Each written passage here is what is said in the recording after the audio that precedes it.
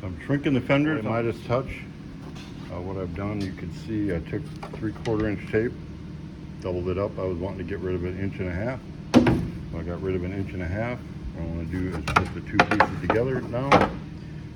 I'll kind of grind the edges to a V, line it up, kind of clamp it together, and then I'll glass it.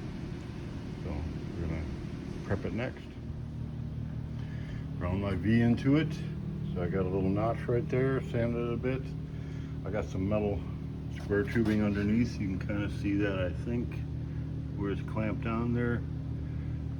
Holding it all square. I'm going to go ahead and put a little strip right along that. And then I'll put a wider strip along that. And once that's all glassed together, I'll turn it over. Kind of grind it in a little bit, put a little glass on top, and do some body work. We should have a little bit narrower fender. I mixed up some fiberglass, pretty much all there is to it. Get it wet and make sure you dab all the air out of it. So I will go ahead and start dabbing away here. I have a first layer in. You can see it's all dabbed out pretty good. My next one I made a little bit wider. So what I'm going to do, I'm just going to set that in on top of it.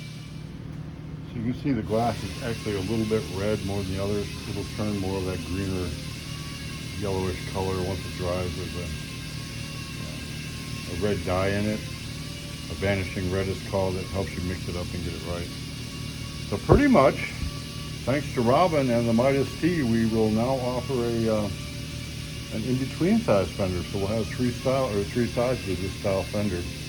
What I'm going to do, I'm going to build a mold off of this, I think, and probably build 2 new parts. This part will be good enough to be a part, but I'm going to use it for a plug to build a mold off of. So we'll build the mold real quick, pull a couple parts off of it. But before we do that, I'll give it to Daryl so he can mock up the metal work, because that's going to take him a little while. So get the fenders on the body, on top of the wheels, and we can, as soon as we get the fenders made, we can bond them onto that and get them painted. So my glass is dry.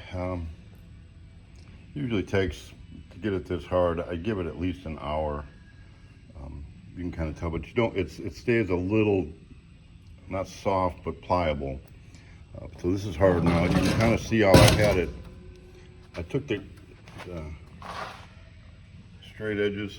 I used 3/4 square tubing and clamped it on. That way I've got a straight line across here. So now I'm going to grind this, and I don't think I'm going to glass it. I think I'm just going to do some body work on it, because we're going to make a plug off of this and build new parts. So I like that width. I might go take it over and see what it looks like before I actually finish it, but I'm pretty happy with what I got.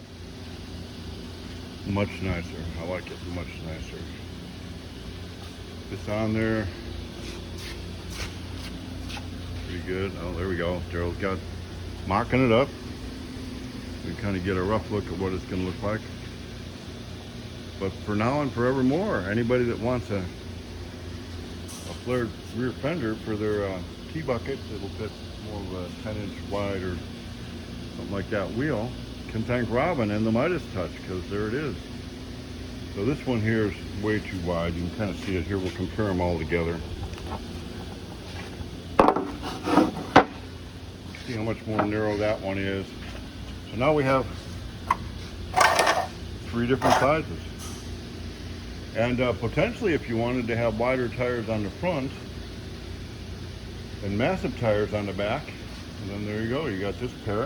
Or if you want a little skinnier on the front and a little wider on the back, you got that pair. Or if you want same tires front and back, I guess it wouldn't look bad with those, 4 of those. So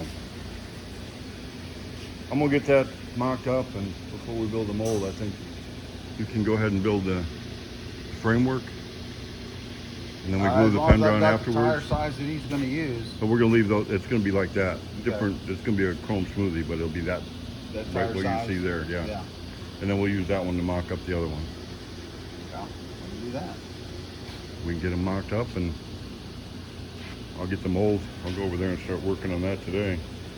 Cleaning this up, I got other stuff to do up there. Okay. All right, so Midas Touch going to get the Darryl touch Back here on the pretty shelf. soon. Yeah. So we do a little bit of bodywork next. Make sure it's going to be straight. I'll go around the edges, get the lip nice. I'm going to put a polyester primer on it. So next step, sand the Bondo. Maybe 2 coats, but I think I'll definitely get it in 2 coats, not 3. Maybe pinhole on the 3rd one. All right, so after the first coat of Bondo, you can not only feel, but you can kind of see what it looks like.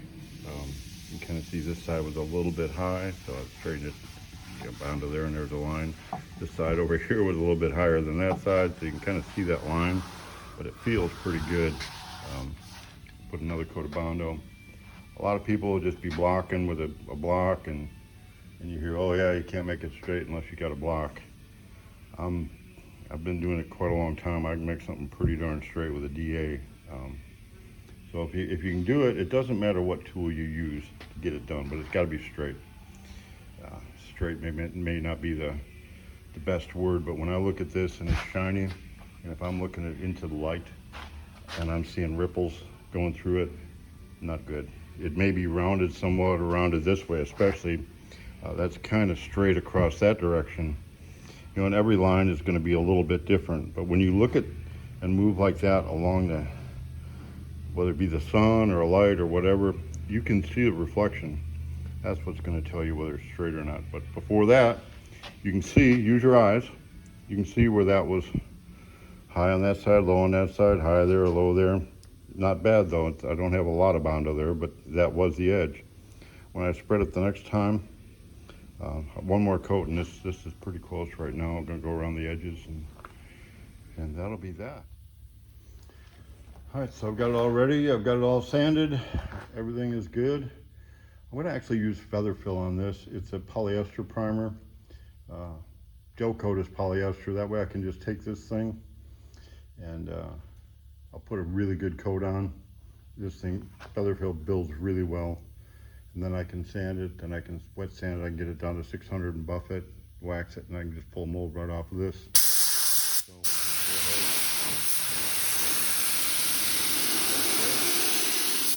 ahead. Although I believe this stuff is nasty, the overspray is not good.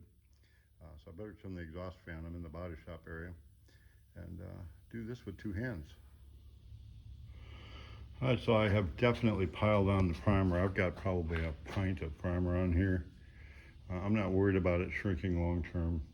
All we're gonna do is get this thing prepped, block it out, make it nice, buff it, make it really nice so that when I pull a part out of the mold, it's gonna be the shape I want and everything is gonna be straight and good.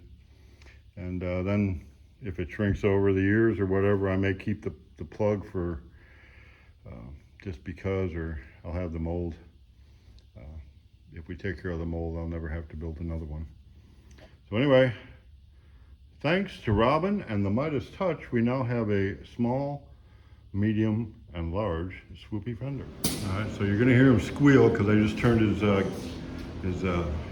fan off. It must be broken It must be broken.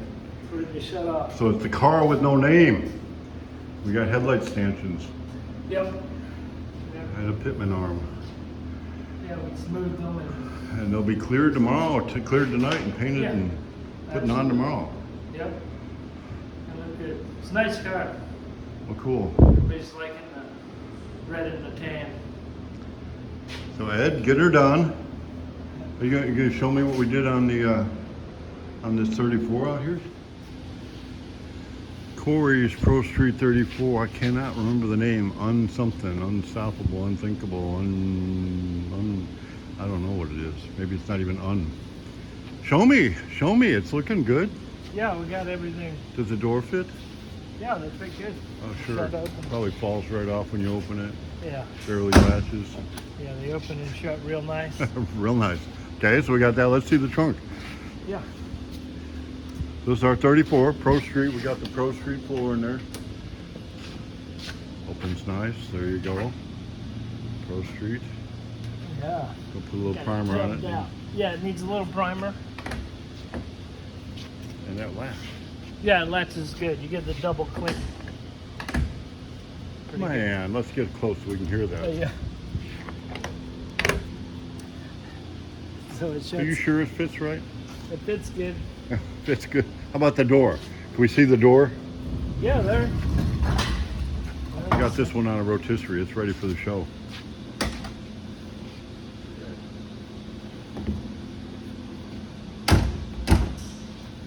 Excellent.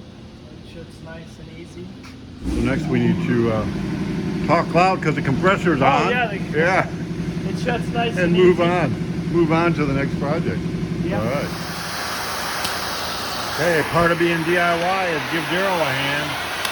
We get used rear ends a lot of times. We do a lot of 9-inch brand new ones. We're going that way.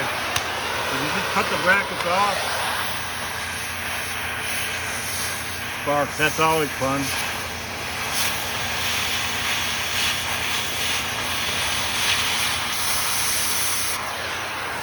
But you can just take an old rear end, cut the brackets off, and put new ones on. We'll sandblast it. So part of my DIY is giving Daryl a hand today. So after a little bit of grinding, it comes off pretty clean. So I haven't done this for a long time. I don't know how many years it's been since I cleaned up a rear end. It took about maybe an hour and a half. That's giving Daryl a head start on this one. He's got so much other stuff to do. So I'm gonna have this one and a couple, 3 other ones go into the the sandblasting booth tonight. So once we get the brackets on, you can kind of see these are all S10 rear ends. That other one was an 8.8. They just get welded on, and not a big deal.